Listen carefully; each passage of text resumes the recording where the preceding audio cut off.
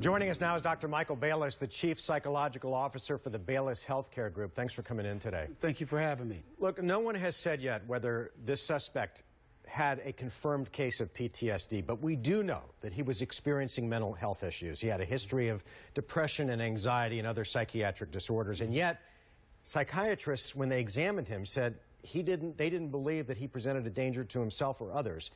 In your opinion, did someone miss something? Not necessarily. I think that sometimes, in these kinds of situations, especially with this particular type of disorder, it could be a delayed onset, and that the individual just does not present at the time of the examination with particular symptoms, or they deny symptoms. And so oftentimes the psychiatrist is left with just the information they have, and it does not appear, or the person does not appear, nor does he want to admit to, that they have dangerous impulses. I want to read you a quote. One forensic psychiatrist said today that if we do a better job of providing resources like antipsychotic meds and enforced hospitalization, he believes 99.9% of these cases could be avoided. Would you agree with that or no?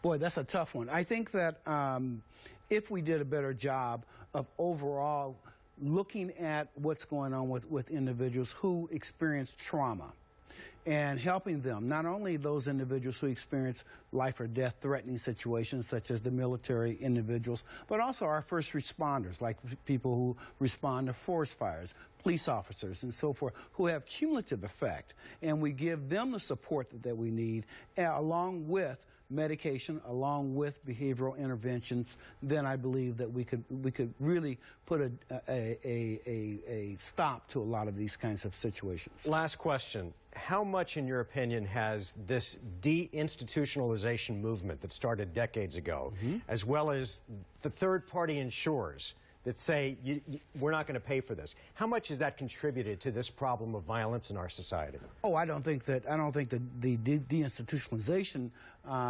contributed very much at all. I think that the third-party payers, however, many times do not see the critical process, and I think they need to listen to the doctors, listen to the professionals who are making the diagnosis, and allow them to make those kinds of decisions instead of those individuals who are necessarily in the insurance industry. All right. Dr. Bayless, thanks for coming in and fighting the traffic. We know it's crazy out there. I really appreciate it. Thank you. Thanks for coming in.